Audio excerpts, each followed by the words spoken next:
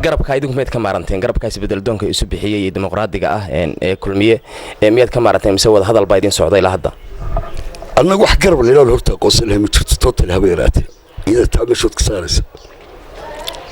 xubnihii waxa yimi magaca sheegan jiray maca magaca ma qoosna low laakiin waxa xubnihii magaca sheegay macni wasiiradiis casili anagu ma ninkaan ku aragno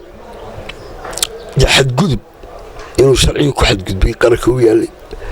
oo xeer burburin ku xadgudbay oo xeerkii xisbiga ku xadgudbay ma ninkaan taa ku aragno bise ninka aanan ku aragnan ku haynin deed qodob sharciga uu jabiyey ninkaan ku aragday qodob sharciga uu jabiyey loo dhixmaayo saa uu jabiyey isaga loo jabinaya laakiin ninkaan ku haynin